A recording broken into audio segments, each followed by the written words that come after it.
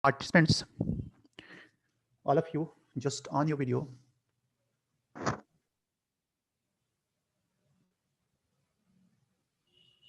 Just on your video.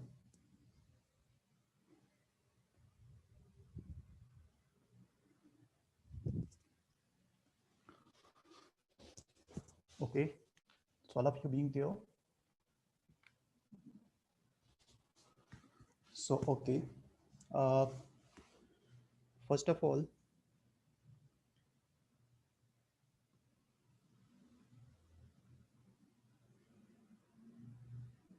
all of you, just join the video.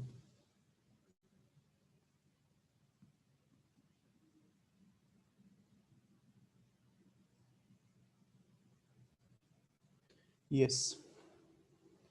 So I hope maximum participants join the video, and so you have to unmute yourself. You have to say along with me the pledge of constitution. So if you have a background noise, then please unmute it. Otherwise mute unmute the session. Those who have no background noise. Okay. So I know that all of you have the constitutional pledge. So let us start with the words that are being there for today. So I think anyone you want to continue, or I have to continue? Anyone? Vartika Jamwal is here, or another girl is here? Yes, anyone who is a good speaker? Yes, anyone? Yes, sir. Yes, who will start? You know the wording, na? Yes, who will start? Voluntarily, anyone who is the best speaker. Otherwise, I have to start. Hurry up, no shyness.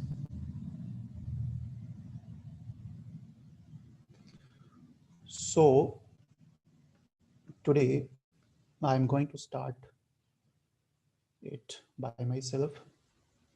So all of you, just keep your hand like this at your own position. Okay. And start the pledge along with me. You have to say along with me. Okay. So please start. We the people of India. Yes, all of you unmute yourself first of all. Unmute We yourself. the people of India. We the people of India pledge our allegiance. Pledge Yes. our allegiance To the flag and the Constitution of India. the flag and the Constitution of India. And to the republic for which. And to the republic for which It stands. we stand. One nation under one God. One nation and one God. One God. Indivisible with the liberty and justice for all. Indivisible with Indivisible the with the equality, justice for all. Indivisible with the liberty and we justice pledge for with all our God. hearts and souls. We pledge with our hearts Devoted to and the souls. God. With our heart and souls. Devoted to the God that being a citizen of India. That being a citizen of India. Abide by the rules and the We regulations. abide by the We will abide by the rules and the regulations. And the regulations. Of our Constitution. Of our Constitution. Of our Constitution.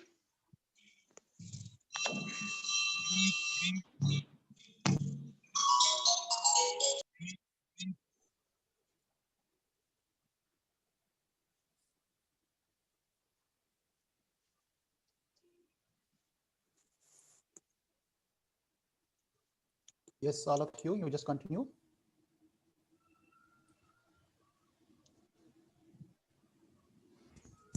Okay, there is a disconnection. And we'll play. Just continue. And we'll play. And we play a vital role in ensuring. A vital role in ensuring. Unity, integrity. Integrity. Sovereignty, development, and nation. Development of the nation. Okay, so it's Thank you for all. Maybe the network issues reside there also. So today we have a Constitution Day, and you know that it is the 26th of the November. We are celebrating this Constitution Day. Listen to me now, as the 71st mark of the adoption of the Constitution of India, which was being adopted, enacted on the 26th of November 1949. Okay.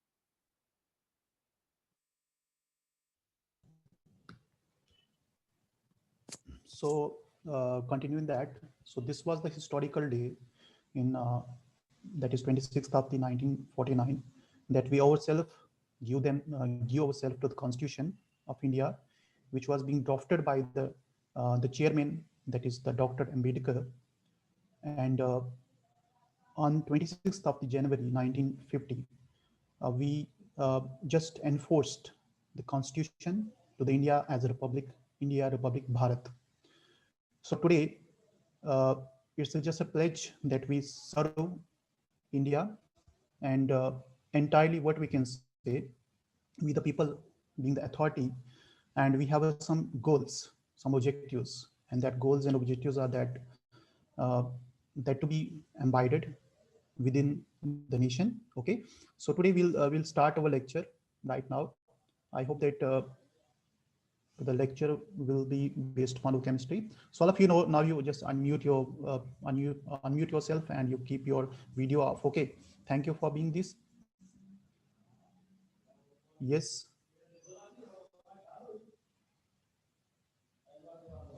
आप अपनी video of कर सकते हो भाई आप, ठीक है,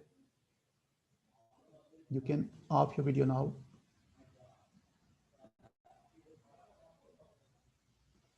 So coming to the topic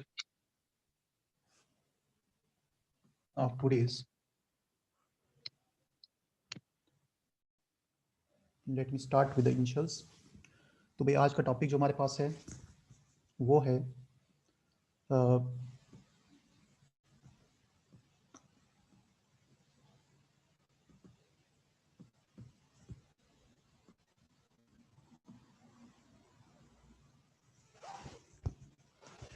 so we have posted this lecture series last time.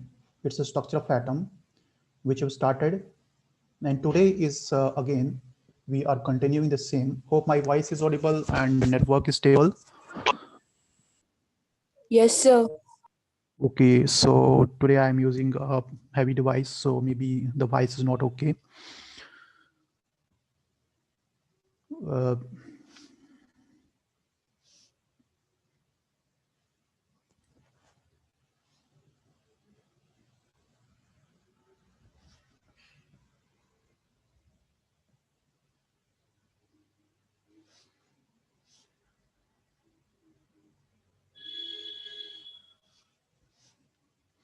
If it get disconnected, please connect again.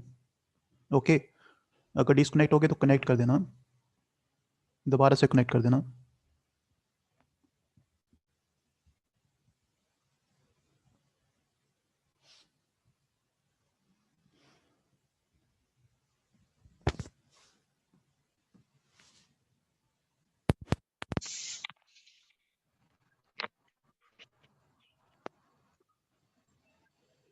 So all of you being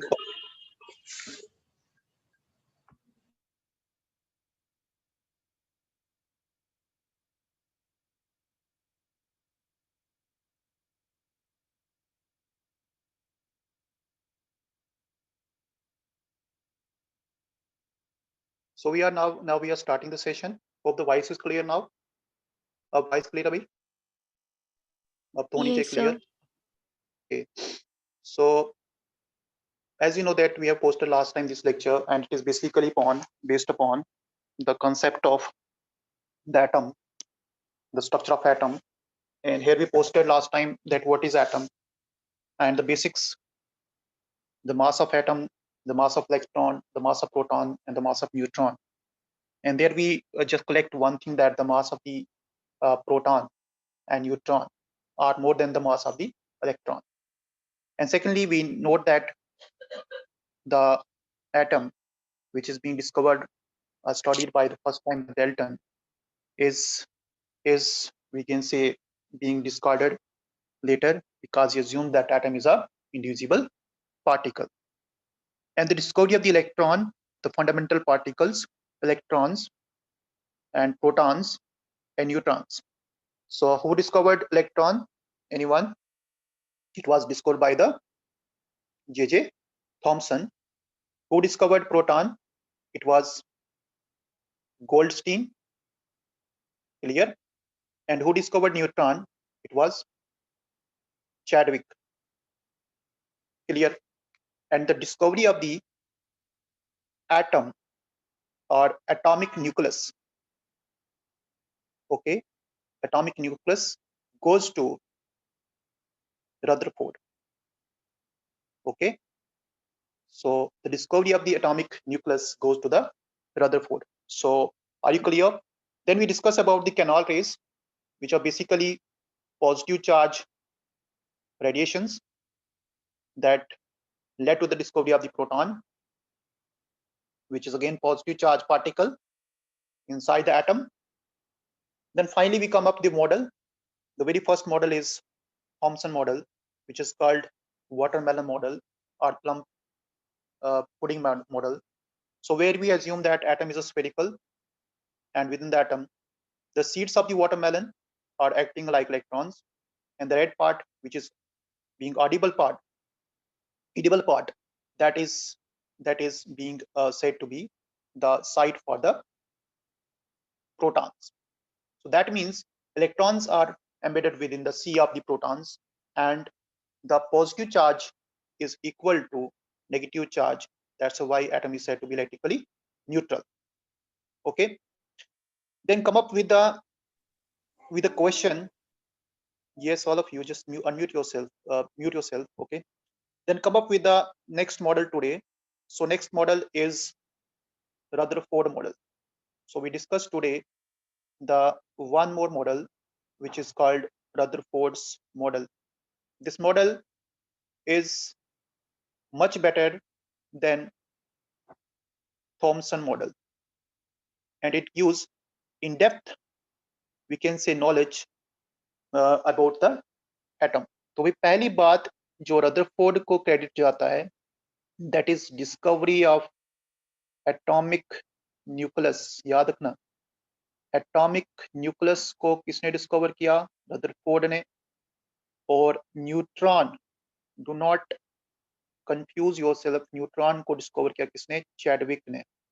ये दो बहुत इंपॉर्टेंट एस्पेक्ट हैं. तो Chadwick discover neutron while nucleus discovered by the Rutherford. And you know that nucleus के अंदर neutrons भी होते हैं और प्रोटॉन्स भी. दोनों को क्या कहा जाता है? Both are called together nucleons. Clear? And they are residing at the center of the atom. So this center of the atom that is shown with the red and black spheres, they are nothing but neutrons and protons, and they are making the nucleus. Together particles are called, when together particles are called, they are called, we can say, nucleons. So next Rutherford ने क्या किया भाई? तो first of all Rutherford ने use की एक सबसे thin gold file. क्या यूज किया भाई? थिन गोल्ड फाइल यूज किया, एक चीज. नेक्स्ट ही यूज अल्फा पार्टिकल्स. उसने अल्फा पार्टिकल को यूज किया. और अल्फा पार्टिकल क्या होते हैं हमारे पास? मैं आपको बता दूं, अल्फा पार्टिकल्स होते हैं हीलियम पार्टिकल. हीलियम, ठीक है, हीलियम एक एलिमेंट है, तो उसी के पार्टिकल होते हैं. And what is helium? तो हीलियम हमारे पास एक एलिमेंट है पीरियोडिक टेबल में जिसका एटॉमिक नंबर 2 है और एटॉमिक मास है 4, ठीक है। एटॉमिक नंबर मतलब number of protons, atomic mass मतलब number of protons plus neutrons. Clear? अगर आपका एटम है तो उसमें electrons is equal to protons होते हैं। अगर वो आयन है तो उसमें एक इलेक्ट्रॉन ज्यादा होगा। अगर वन नेगेटिव चार्ज है और कैटाइन है, वन पॉजिटिव कैटाइन है, तो उसमें एक इलेक्ट्रॉन लेस होगा। यू नो वेरी वेल, जब मैंने आपको आयंस पढ़ाया था बताया था आपको मैंने। तो भाई रदरफोर्ड ने जो मॉडल दिया इसका नाम क्या था? इसका नाम था alpha scattering, alpha scattering model. Clear? Why alpha scattering model? Because we are using alpha rays, and these alpha rays are bombarded on the gold file. These alpha rays are bombarded on the gold file. So gold file is here. तो अब देखो भाई इसमें पहले experiment किया था, what he actually does and what he observed. जब इसने अल्फा रेज को, ये अल्फा रेज को बम्बार्ड किया एक गोल्ड फाइल पे, ये रही भाई हमारे पास गोल्ड फाइल, लेट्स से, ठीक है। तो बम्बार्ड किया, और अल्फा रेज मतलब हीलियम न्यूक्लियस, हीलियम न्यूक्लियस मतलब एटॉमिक नंबर 2, एटॉमिक मास 4। तो इसमें अल्फा रेज को जब इसने बम्बार्ड किया, जिसका चार्ज हमारे पास मतलब कि चार्ज जो है, मतलब पॉजिटिव चार्ज जो है, जो प्रोटॉन्स हैं वो 2 हैं और मास कितना 4 है। तो इसको बम्बार्ड किया एक थिन फाइल ऑफ गोल्ड की, गोल्ड का सिंबल AU, उस पर बम्बार्ड किया। तो पहले उसने देखा कि कुछ पार्टिकल स्ट्रेट लाइन से पास हो गए। ध्यान दीजिए भाई, some of the particles pass without any deflection, means these particles pass with straight line, ठीक है, without any deflection.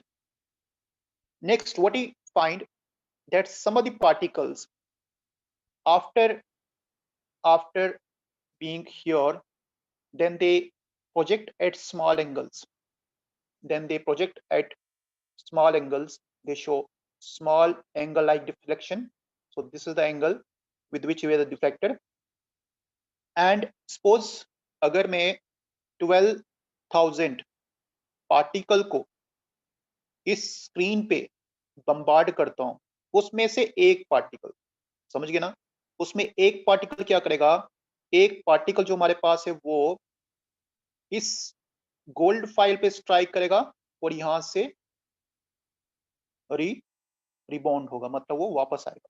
मतलब ये अब देखा जाए तो आप ये मान के चलो कि कुछ पार्टिकल स्ट्रेट पास हो गए, ठीक है, कुछ पार्टिकल हमारे पास 180 एंगल से वापस हो गए, और कुछ पार्टिकल हमारे पास स्ट्राइक होने के बाद स्मॉल डिफ्लेक्शन शो की।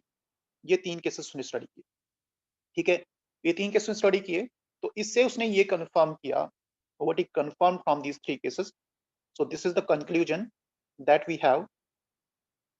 तो भाई जो पार्टिकल जिन्होंने सीधा स्ट्रेट लाइन से गोल्ड फाइल को क्रॉस किया, जो पार्टिकल जिन्होंने स्ट्रेट लाइन से गोल्ड फाइल को क्रॉस किया, मतलब इस पॉइंट पे वहां पे एम्प्टी स्पेस थी, यहाँ पे थी empty space. Number 1 conclusion. Number 2, जो पार्टिकल हमारे पास स्मॉल एंगल से डिफ्लेक्शन कर रहे हैं, तो भी अगर गोल्ड फाइल एक पॉजिटिव चार्ज है और यहाँ पे जाके वो स्मॉल एंगल से डिफ्लेक्शन कर रहे हैं, तो मतलब यहाँ पे इस साइड पे जो यहाँ पे डिफ्लेक्ट हुए, इस साइड के ऊपर भी यहाँ पे कहीं ना कहीं पॉजिटिव चार्ज होगा, कंफर्म। दूसरी बात, हमारे पास जिस पॉइंट पे हमारे पास वो वापस आए, जिस पॉइंट पे वो डिफ्लेक्ट होके वापस आए, वो पार्ट हमारे पास वहां पे न्यूक्लियस होगा, न्यूक्लियस, ओके, क्योंकि nucleus is heavy, so it cannot penetrate and come forward from the nucleus. That's why they will rebound back to the normal. So these are the conclusions. अब उसने ये देखा कि जो atomic radius है, the atomic radius of the nucleus, the atomic radius of the nucleus is very very smaller than atomic radius of the, we can say, atom. और मैं आपको बता दूं तो कितना स्मॉलर है, वो है हमारे पास 10 raised power 5, मतलब आप ये मान के चलो कि जब 10⁵ को हम मल्टीप्लाई करेंगे एटॉमिक न्यूक्लियर रेडियाई से, तब जाके हमारे पास वो एटम के रेडियाई के बराबर होगा भी। ठीक है, ये आप समझ लो। तो मतलब इतना इतना छोटा वो है हमारे पास साइज। तो भाई आप ये याद रखो कि एटम, और ये 105 नहीं है, दिस इज 10⁵ टाइम्स। तो इतना छोटा हमारे पास है भाई इसका एटॉमिक और न्यूक्लियर रेडियाई का डिफरेंस। तो न्यूक्लियर रेडियाई यहाँ पे सपोज ये यहाँ पे है, तो ये भाई कितना इससे कम है, ये हमारे पास है 10⁵ टाइम्स से कम है। ठीक है, अब नेक्स्ट हम बात करते हैं यहाँ पे। तो भाई हमारे पास यहाँ पे हमें ये कंसीडर मिला। अब देखो थोड़ा सा मैं आपको ये जो एक्सपेरिमेंट इसको बताना चाहता हूँ यहाँ पे। तो ये देखो भाई यहाँ पे जहाँ पे हमारे पास न्यूक्लियस था, वहां पे एक अल्फा रेज आई, जस्ट चेक हियर, एक अल्फा रेज आई और यहाँ से रिबाउंड हो गई। तो मतलब इसने क्या बताया, यहाँ पे न्यूक्लियस है। ठीक है, दूसरी बात, जहां से हमारे पास लाइट स्मॉल एंगल पे डिफ्लेक्ट हो रही है, तो इस पॉइंट पे क्या भी यहाँ पे प्रोटॉन्स हैं, पॉजिटिव चार्ज है। और जहां से लाइट स्ट्रेट लाइन में पास कर रही है दिस वे, ठीक है, तो यहाँ से स्ट्रेट लाइन में पास कर रही है, मतलब यहाँ पे क्या है, यहाँ पे आपकी एम्प्टी स्पेसेस है। तो बस ये भाई 3 पार्टिकल लिखना आपने, 3 पॉइंट लिखने। ठीक है, okay, so I hope that you understand that what I am going to trying, what I am trying to say. तो भाई ये आपका सिंपल था, ये आपका सिंपल था। अब भाई हमारे पास बात करते हैं, तो ये आपको पता चला भाई। तो अब इसमें हमने क्या किया, अल्फा रेज यूज किया। तो भाई 3 पॉइंट्स आपने याद रखने हैं। एक क्या भाई, एक आपको याद रखना है कि अल्फा रेज स्ट्रेट लाइन से पास होती हैं, तो एम्प्टी स्पेस। दूसरा point, alpha rays small angle show करती है, तो मतलब उस पॉइंट पे क्या है, कहीं ना कहीं प्रोटॉन है।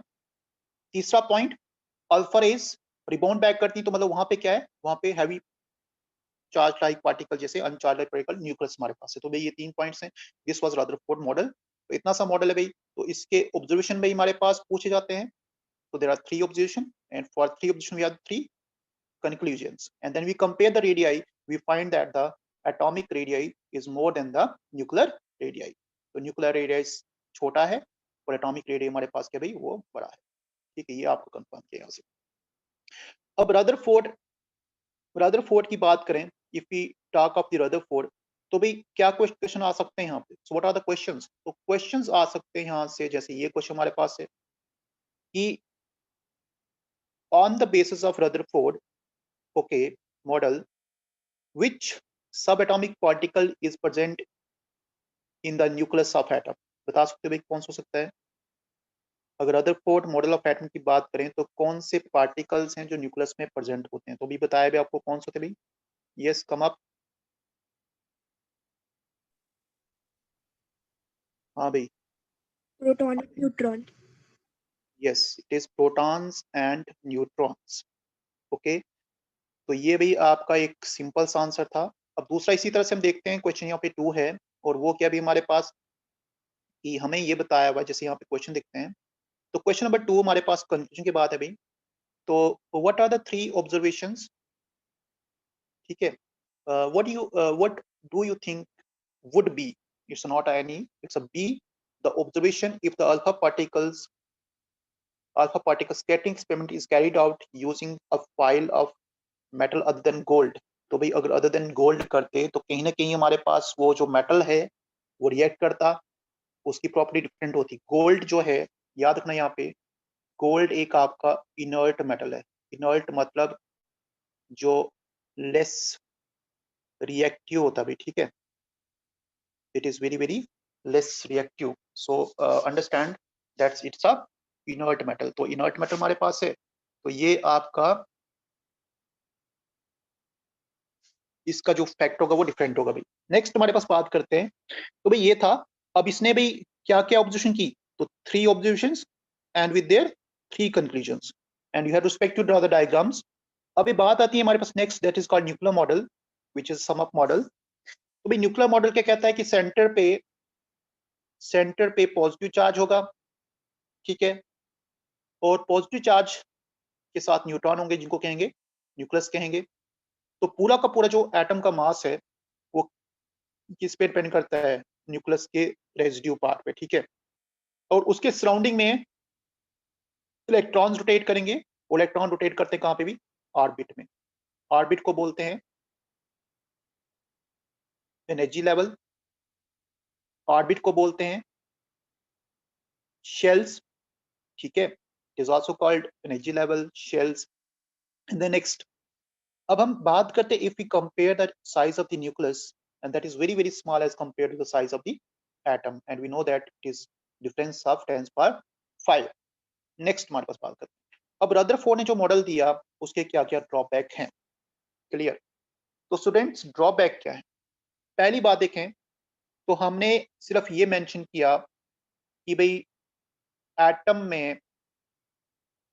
में दो पार्ट्स होते हैं, एक पार्ट इसको बोलेंगे यहाँ पे न्यूक्लियर पार्ट, याद रखना ये थ्योरी, और दूसरा पार्ट जिसको बोलूंगा मैं एक्स्ट्रा न्यूक्लियर पार्ट। पहला कंसेप्ट ये हमने ड्रा किया कि according to Rutherford model we can say that atom is having two parts. One is called nuclear part, other is called extra nuclear part. Clear? अब next हमारे पास यहाँ पे क्या है भाई? तो नेक्स्ट पार्ट इज दैट कि अगर हम बात करते हैं यहाँ पे न्यूक्लियर और एक्स्ट्रा न्यूक्लियर पार्ट की, क्लियर, तो न्यूक्लियर पार्ट में हमारे पास आएगा न्यूक्लियस और एक्स्ट्रा न्यूक्लियर पार्ट में आएंगे हमारे पास इलेक्ट्रॉन्स। क्लियर? तो ये इसने ये नहीं बताया कि इलेक्ट्रॉन जो है वो न्यूक्लियस के सराउंडिंग में या अगर न्यूक्लियस है उसके सराउंडिंग में रिवॉल्व कर रहे हैं, ये इसने नहीं बताया। इसने ये नहीं बताया कि यहाँ पे कुछ ऑर्बिट होते हैं जिनको मैंने कहा था शेल्स होते हैं जहाँ पे इलेक्ट्रॉन्स रोटेट करता है, उसने ये नहीं बताया। और उसने definite path of the concept of the orbit नहीं बताया। इसने ये कहा था कि पार्टिकल्स जो हैं वो सर्कुलर मोशन एक्सलेट कर सकते हैं। मतलब इसका ये था कि अगर यहाँ पे इलेक्ट्रॉन है ये रोटेट करेगा, ठीक है, रोटेट करेगा करेगा करेगा और एक टाइम आएगा कहाँ पे जाएगा, न्यूक्लियस में ही चला जाएगा। इसने कहा कि पार्टिकल जो है वो सर्कुलर एक्सेलेरेशन शो करता है, और अगर कोई बॉडी सर्कुलेशन शो करती है तो क्या होगा, कभी हमारे पास मान लो अगर ये न्यूक्लियस है, ठीक है, और ये हमारे पास शेल्स है, तो भाई ये शेल में इलेक्ट्रॉन रोटेट कर रहा है, अंदर की तरफ आएगा, अंदर की तरफ आएगा और एक टाइम क्या होगा, न्यूक्लियस में जाके न्यूक्लियस को ही खत्म कर देगा। तो भाई क्या होगा कि अगर ऐसे इलेक्ट्रॉन रिवॉल्व करेगा तो एक टाइम आएगा इलेक्ट्रॉन अपने जी लूज को करता है, फाइनली वो कहाँ पे ड्रॉप करेगा, फाइनली वो ड्रॉप करेगा न्यूक्लियस में। तो ये कॉन्सेप्ट हमारे पास जो न्यूक्लियस में वो ड्रॉप करेगा तो मतलब एटॉमिक स्ट्रक्चर तो डिस्ट्रॉय हो गया ना, ठीक है, एटॉमिक स्ट्रक्चर तो डिस्ट्रॉय हुआ, बट ऐसा नहीं होता। सिर्फ इलेक्ट्रॉन जो है वो क्या करता है, वो रोटेट करता है एक फिक्स्ड ऑर्बिटल में, ठीक है। ऐसे ये इस शेल के इलेक्ट्रॉन्स हैं, ये भी रोटेट करता है एक फिक्स्ड ऑर्बिटल में, ठीक है, तो वो उसी में रोटेट करता है, ना कि वो न्यूक्लियस में फॉल करता है। नेक्स्ट, तो अगर हमने ये बताया कि वो न्यूक्लियस में फॉल करता है तो मतलब आपका न्यूक्लियस जो है वो अनस्टेबल होगा, वो एग्जिस्ट करेगा नहीं। तो भाई अब यही हमारे पास था आपका question, what are the drawbacks of the Rutherford model. Next हम बात करते भाई, जैसे हमने ये बात हमने लास्ट टाइम की थी कि अगर हम बात करते हैं यहाँ पे, so we know that electron was discovered by J.J. Thomson. Proton was discovered by Goldstein, and neutron was discovered by Chadwick. Proton के ऊपर इलेक्ट्रॉन के ऊपर चार्ज -1 यूनिट और प्रोटॉन के ऊपर चार्ज +1 यूनिट, न्यूट्रॉन के ऊपर चार्ज 0। फिर मास इलेक्ट्रॉन का 9.11 एग्जैक्ट में -10⁻31 kg, अगर ग्राम में करूं तो 9.11 इंटू 10⁻⁻28 के पास में आएगा ग्राम में हमारे पास। नेक्स्ट, प्रोटॉन का मास 1.673 इंटू 10⁻⁻27 kg, और अगर मैं ग्राम में करूं तो 24 आएगा, -24 आएगा ऊपर पावर। इसी तरह से प्रोटॉन का मास थोड़ा बड़ा 1.675 इंटू 10⁻⁻27, और ग्राम में करूं तो 24। इसी तरह से इलेक्ट्रॉन का सिंबल, तो ये रहा इलेक्ट्रॉन का सिंबल, ठीक है। प्रोटॉन का सिंबल, तो ये रहा प्रोटॉन का सिंबल 1 पॉजिटिव चार्ज, ठीक है। और न्यूट्रॉन का सिंबल 0 चार्ज, और इसका एटॉमिक मास भी आता है 1 आता है। अब इलेक्ट्रॉन्स कहाँ रिवॉल्व करते हैं भी, तो ये होते हैं भाई आउटसाइड द न्यूक्लियस, तो इसको बोलेंगे एक्स्ट्रा न्यूक्लियर पार्ट, मतलब कहाँ होते हैं, ऑर्बिट में होते हैं। और प्रोटॉन्स न्यूट्रॉन्स को होते हैं, they are inside the nucleus which is said to be nuclear part according to Rutherford model. अब इसी तरह से पूछा क्वेश्चन यहाँ पे कि name the 3 sub atomic particles of atom. So everyone know this now, protons, neutrons, electrons.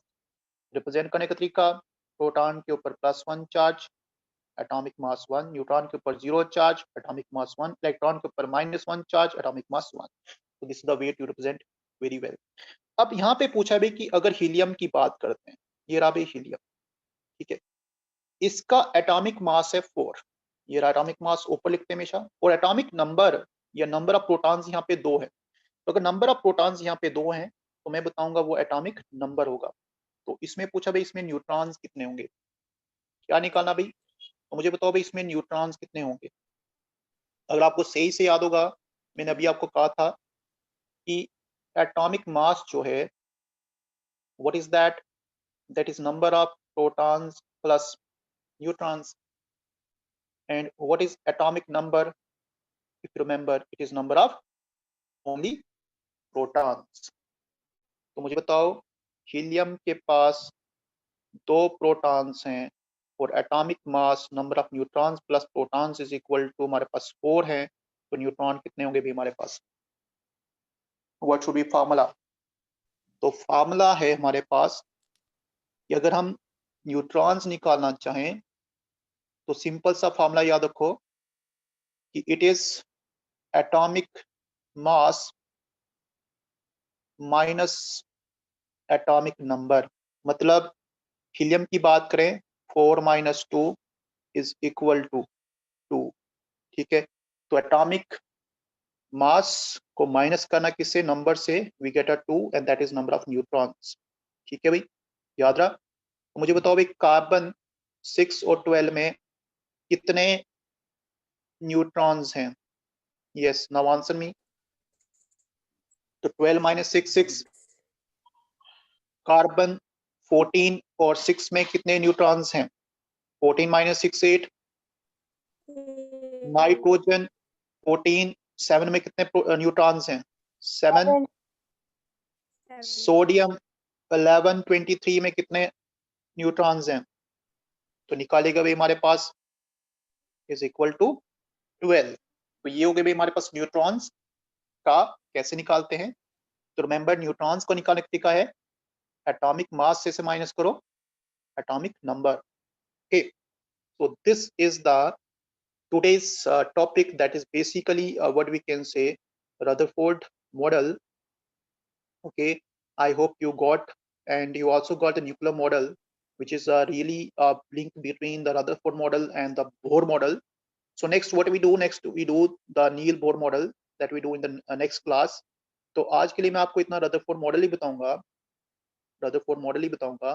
तो आज आप रदरफोर्ड मॉडल के जितने क्वेश्चन है यहाँ पे इनको अटेम्प्ट कीजिएगा, और make sure that you read from NCERT, and if you have any query you can post me to that and you can ask me next time, okay। तो Rutherford model को कहते हैं अल्फा स्कैटरिंग मॉडल भी कहते हैं। File use होती है यहाँ पे थिन फाइल गोल्ड की, और हम यूज करते हैं अल्फा रेज जो है हीलियम न्यूक्लियस। 3 यहाँ पे ऑब्जर्वेशन है और 3 हमारे पास कंक्लूजन है। That's all for today. I hope you understand. If you have any question you can ask me. अभी कुछ पूछना चाहते हो या नहीं, तो चलो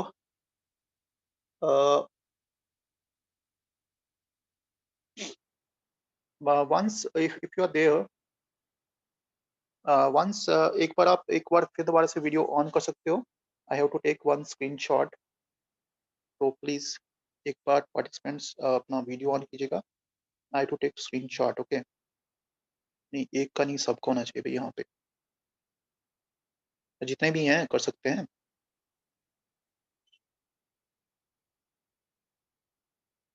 ओके,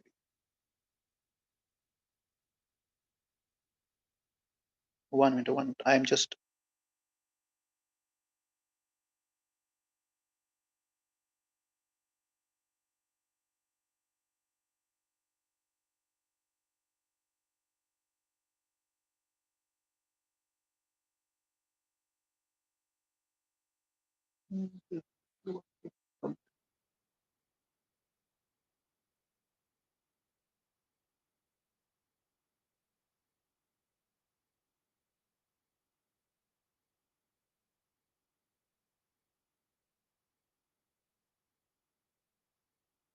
Let it.